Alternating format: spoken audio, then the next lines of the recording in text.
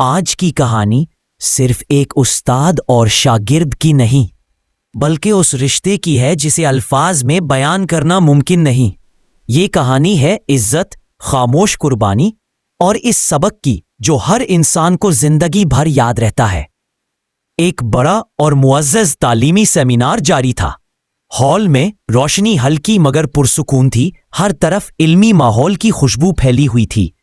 Stage پر بڑے بڑے استاد، پروفیسر اور محققین بیٹھے تھے۔ سامنے کرسیوں پر مختلف علاقوں سے آئے طالب علم، نوجوان لیکچرار اور اسکول پرنسپل موجود تھے۔ ہال میں ایک گہری سنجیدگی چھائی ہوئی تھی، ہر کوئی اگلے اسپیکر کے خطاب کا منتظر تھا۔ اسی دوران دروازہ آہستہ سے کھلا، ایک خوش لباس، باادب اور پرکشش نوجوان اندر داخل ہوا۔ اس کا چہرہ اعتماد سے بھرا ہوا تھا، مگر آنکھوں میں ایک عجیب سی چمک تھی، جیسے برسوں پرانی یادیں ابھی تازہ ہو۔ وہ اندر آتے ہی چاروں طرف دیکھنے لگا، جیسے کسی خاص ہستی کو ڈھونڈ رہا ہو۔ چند لمحوں بعد اس کی نظر اس سٹیج پر بیٹھی ایک بزرگ شخصیت پر ٹھہر گئی۔ نوجوان آہستہ آہستہ قدم بڑھاتا ہوا اس سٹیج کے قریب آیا، پھر نہایت ادب سے بولا، السلام علیکم سر، میں ہوں محمد کامران، کیا آپ نے مجھے پہچانا؟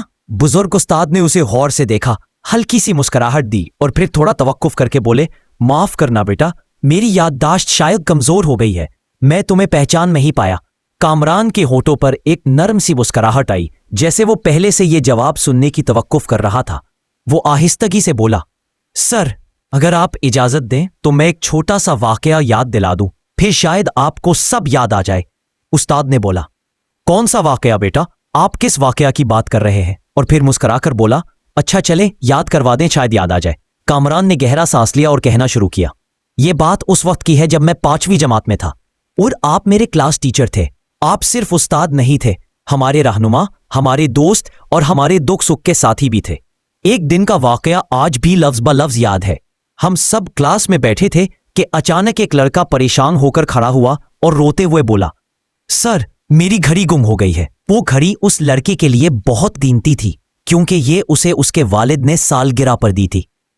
پوری کلاس میں کھسر فسر شروع ہو گئی۔ آپ نے سب کو خاموش رہنے کا اشارہ کیا اور بڑے سکون سے کہا، بیٹا، جو بھی گھڑی واپس کرے گا اسے کچھ نہیں کہا جائے گا۔ ہم سب انسان ہیں، غلطی ہو سکتی ہے، لیکن سر، گھڑی میرے پاس تھی، میں نے اسے چوری نہیں کیا تھا، بس بچپنے میں کھیل ہی کھیل میں اٹھا لی تھی۔ لیکن جب اس لڑکے نے آپ سے اپنی گھڑی گم ہونے کے بارے میں بتایا تو میں پریشان ہو گیا اور میرا دل زور زور سے دھڑکنے لگا۔ میں ڈر گیا، اگر سب کے سامنے پتہ چل گیا تو میری عزت خاک میں مل جائے گی، سب میرا مذاق اڑائیں گے، اس لیے میں خاموش بیٹھا رہا۔ پھر آپ نے کہا، اگر گھڑی واپس نہ آئی تو سب کی تلاشی لی جائے گی۔ اس کے بعد آپ نے سب بچوں کو دیوار کے سامنے قطار میں کھڑا کر دیا، پھر ایک ایک کر کے ہر بچے کی آنکھوں پر پٹی باندھنا شروع کی۔ ہم سب حیران تھے، پٹیاں کیوں؟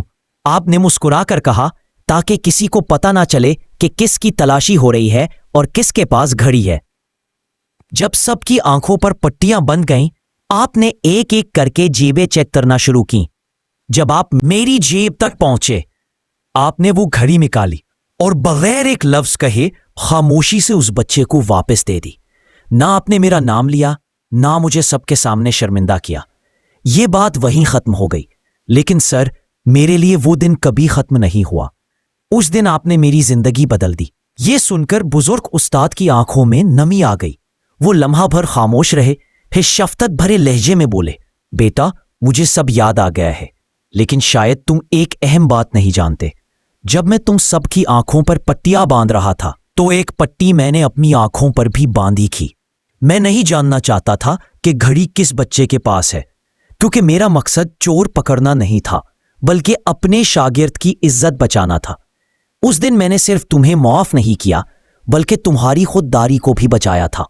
یاد رکھو بیٹا، ایک استاد کا اصل کام صرف کتاب کا سبق پڑھانا نہیں، بلکہ زندگی کا سبق سکھانا اور اپنے شاگرد کی عزت کی حفاظت کرنا بھی ہوتا ہے۔ یہ سن کر کامران کی آنکھوں سے آنسو بہہ نکلے۔